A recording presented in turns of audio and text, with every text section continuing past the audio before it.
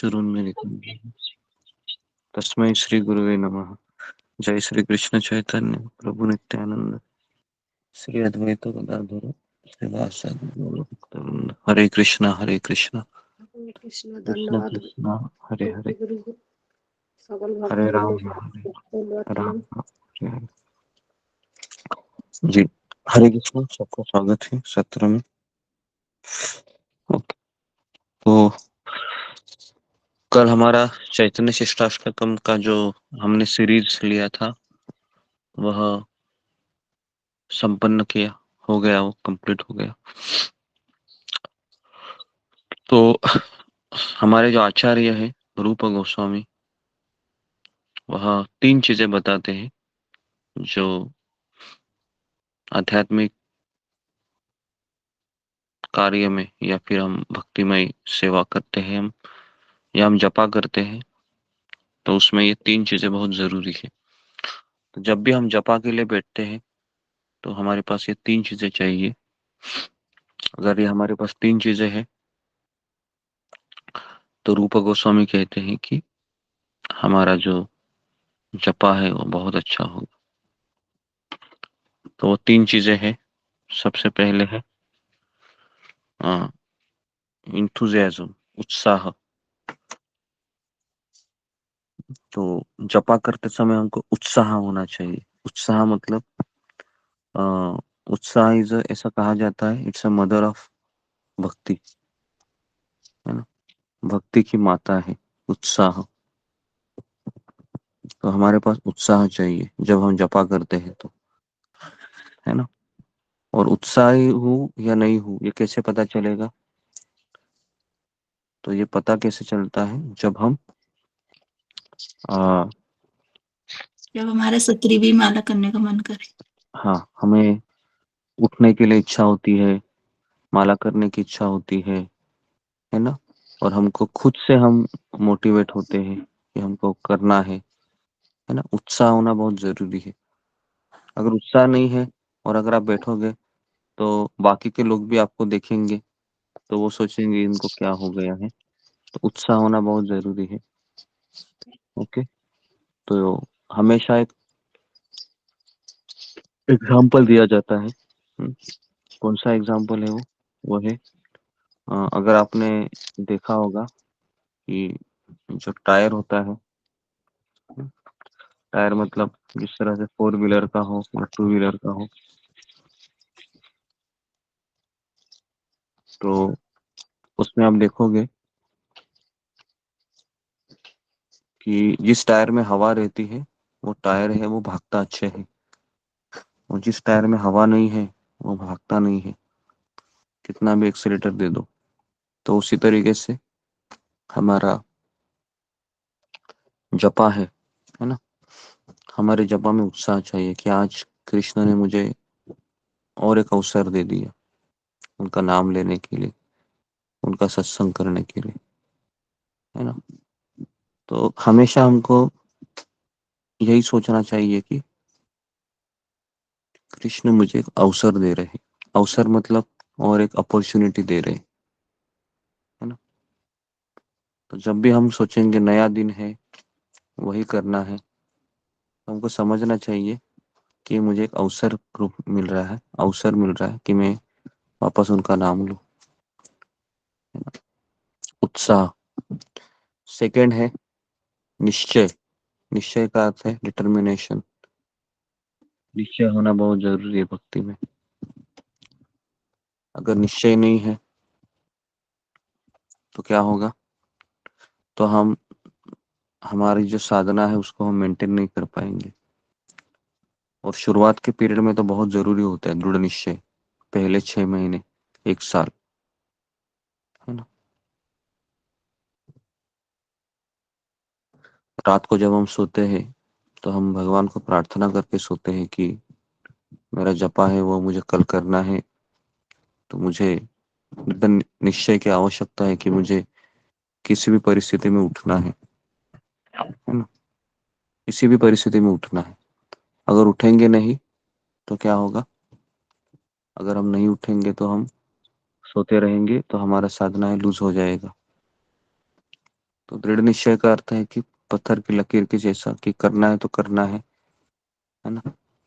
अगर नहीं करेंगे तो हमारा साधना है वो डाउन हो जाएगा, और वापस हम एक दिन भी अगर हम नहीं करते हैं तो वापस हो जाता है ना।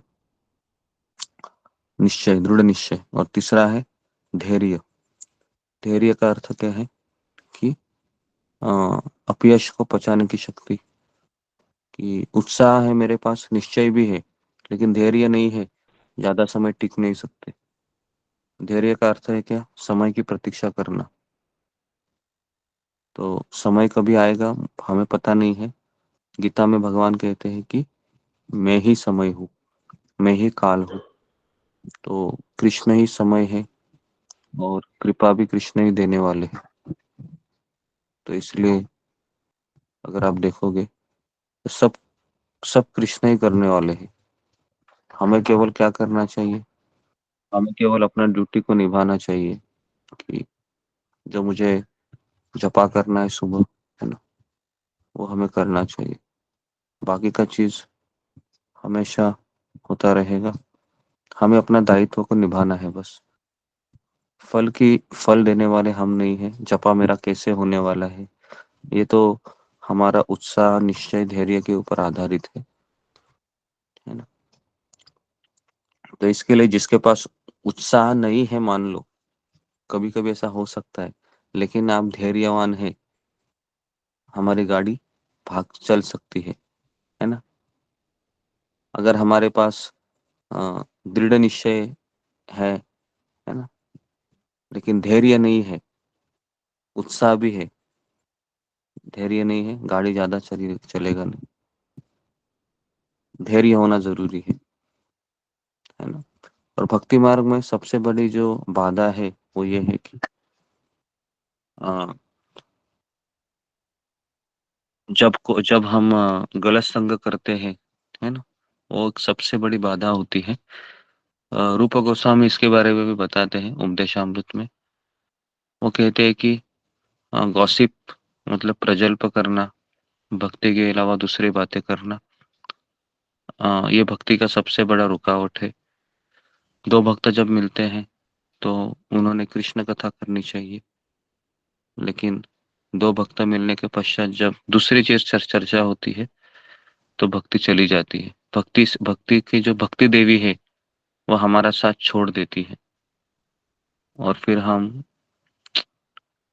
जो वहां पर ही आ जाते हैं। क्योंकि अ, जैसे कई कई के बारे में बताया जाता है कि कई कई ये भगवान की बहुत अच्छी भक्त थी। हालांकि प्रभु रामचंद्र भी अपनी माता से भी ज्यादा, कौशल्या माता से भी ज्यादा कई कई से प्रेम करते थे। रामायण में इसका वर्णन है। कई कई का इतना प्रेम था प्रभु राम के प्रति कि इसकी कोई तुलना ही नहीं थी। लेकिन कई कई ने एक गलती किया।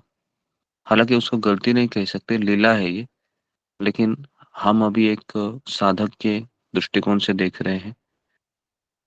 तो कई कई ने क्या गलती किया था कि जब मंथरा आ गई उसके जीवन में तो उसको पता था ये गलत है, लेकिन बाद में उसने मंथरा को और समय दे दिया।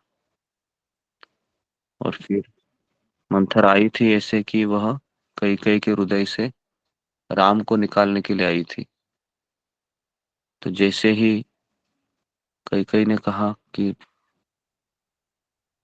तुम मंथरा गलत बोल रही हो, मेरा राम ऐसा है नहीं, लेकिन फिर मंथरा ने ऐसी कुछ बातें कही कि कई कई का उसी कई कई ने फिर क्या किया, राम को वनवास भेज दिया, है ना।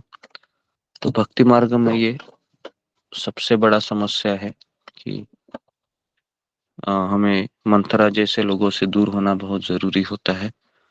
पूरी रामायण अगर आप देखोगे तो मंथरा ही आई थी कई कई के जीवन में। दशरथ महाराज ने बहुत समझाया लेकिन समझ नहीं पाई, क्योंकि मंथरा का प्रभाव उसके ऊपर बहुत ज्यादा था। तो जपा करते समय आ,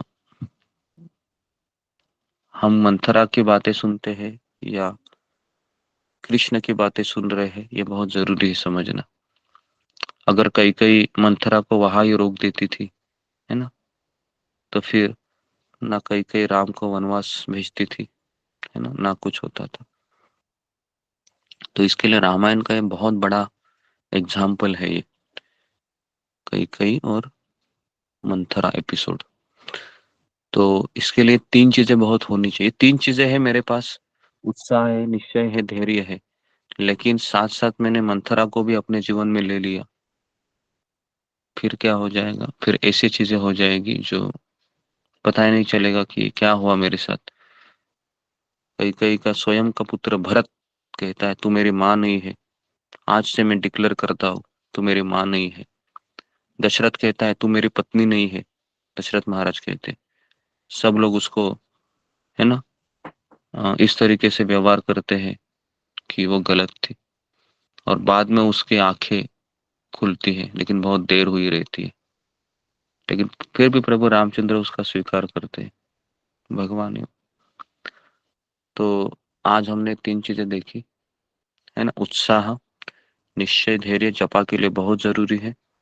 एक दिन मेरा जपा अच्छा होगा, दूसरे दिन जपा अच्छा नहीं होगा, मन नहीं लगेगा। तीसरे दिन है वो ऐसा लगेगा कि बाप रे, ऐसा लग रहा है 64 माला करूं, बहुत आनंद आ रहा है। चौथे दिन ऐसा होगा कि माला उठाने की इच्छा ही नहीं होगी। 5वें दिन ऐसा होगा कि माला तो पकड़ लिया है, लेकिन 16 माला होगा क्या मेरा, पता नहीं। तो ये सब पड़ाव आएंगे, लेकिन हमें ये सोचना चाहिए कि मुझे मेरा जो वचन दिया है गुरु को, उसको निभाना है, 16 माला का, है ना। तो इसी तरीके से हमको चलना है, क्योंकि हम जिस मार्ग पर चल रहे हैं, इसमें हमारा मन कभी साथ नहीं देगा, इतना याद रखिए। तो इसके लिए हमें सत्संग करना जरूरी है, तब जाके ये होगा। ठीक है, तो यहाँ पर मैं रुकता हूँ। बहुत बहुत धन्यवाद आप सबका। हरे कृष्णा हरे कृष्णा कृष्ण गुरु जी हरे पर कृष्ण गुरु जी कृष्ण चरण कमल कृष्ण गुरु जी हनुमान जी हरे की कृष्णा हरे जय। राम हरे कृष्ण कृष्ण हरे हरे कृष्ण कृष्ण राम राम